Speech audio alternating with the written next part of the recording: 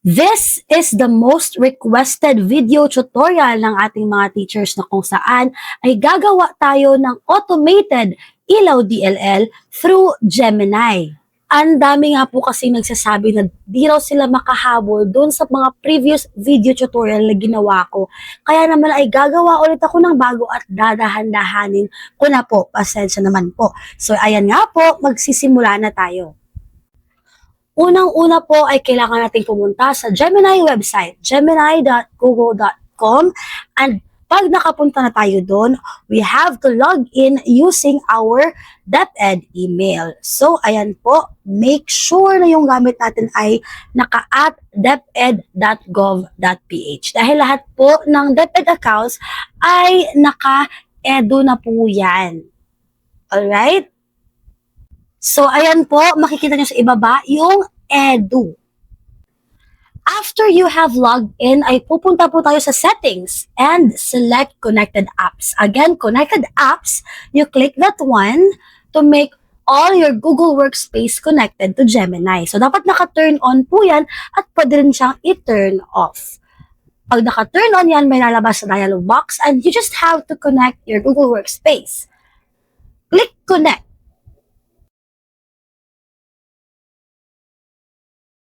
Ayan, at connected na nga po lahat ng ating Google Apps sa Gemini. So, let's go on to googledrive.com. Kailangan po nating pumunta doon at i-upload ang ating blank DLL template. Kailangan nga po natin i-upload so we can open it later via Google Docs.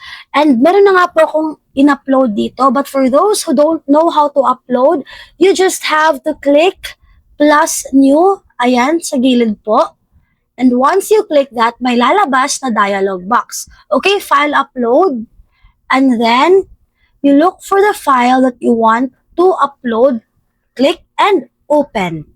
Ayan, so mag-a-upload na nga po siya. Ako nga pala po ay nag-upload ng bagong blank DLL para maipakita kung paano talaga step by step. And just click the uploaded DLL document.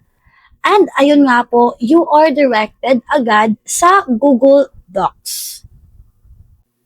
And dito na nga po magaganap ang lahat sa Google Docs, no? And to make sure na connected ka na po sa Gemini, meron ka po makikitang Gemini button or logo dyan sa top right section ng iyong Google Docs. And meron din sa ibaba yung maliit na bituin na yan. Ayan po, kapag nadaanan po ng mouse nyo, ay automatic pong lumalabas yung chat box na kung saan ay ipipaste natin ang ating ginawang prompt. Napakaliit nga lang po ng ating spark button pero napaka-importante niya po dahil kung wala yan ay hindi natin ma-automate ang ating ilaw DLL. So, lakihan nga natin konti para mas klaro naman yung blank DLL template natin at para mas makita din natin later yung mga bagong content once we prompt. At this point, let's open our ready-made prompt. So, ako pong may gawa nito and mahaba po yan dahil ginawa ko po yung very specific para tugma talaga sa lahat ng sections ng ating DLL. Gusto ko lang pong ipaalala sa mga teachers po na gagamit ng ating prompt na i-edit po yung intentions na part dahil nakakontextualize po ito sa aming learners dito sa aming bayan. So, change po the intentions, especially the content standards, performance standards, learning competency, and learner context. Nakadesenyo po kasi ito for 15 to 18 years old dahil po senior high school po yung tinuturuan ko. And i-edit nyo rin po yung part ng grade level at saka subject taught. Baka po kasi masyak kayo kung bakit MTech pa rin yung subject ng inyong DLL. Okay po? Matapos nyo ang i-edit ang lahat-lahat, ay bumalik na tayo sa ating Google Docs to paste the prompt here. Once pasted, ay i-click nyo lang yung arrow up to submit.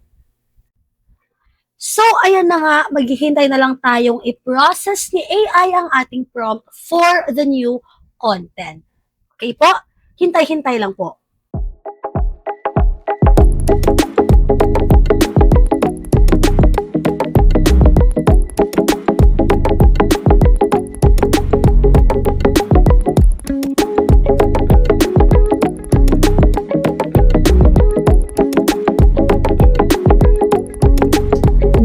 wait around 50 seconds nga po bago i-generate yung bagong content natin.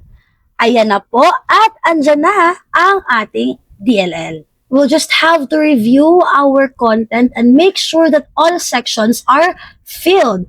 Pero kung may mga sections na blanco, yan po ay ipaprompt natin ulit. Okay po, gaya nito.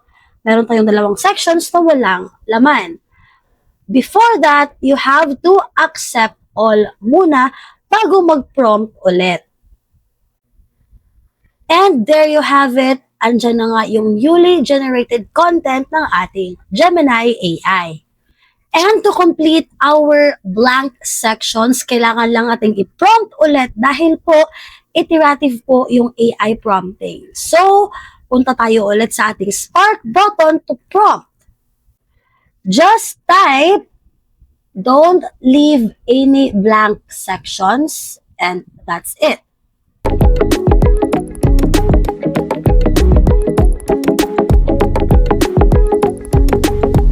So Gemini will process our prompt again to complete these blank sections. Dahil hindi pwedeng blanco yan, dapat kumpleto ang ating ilaw DLL. Kaya naman, let's wait a little shorter para matapos ang lahat. There you go, the content is generated and kumpleto na nga ang ating ilaw DLL. If you're satisfied now with the newly generated content by our AI, simple lang, instead na i-check mo pa isa-isa yan, just simply click accept all. Teacher, you are finally done with your ilaw DLL. Ayan na nga. And what to do next? Just download it. File, and then download. Tapos click Microsoft Word to save this file on your own device. May lalabas nga dyan na dialog box wherein you can choose which folder you need to save your file and rename it with your own subject. After that, click Save. And there you have it, you are done!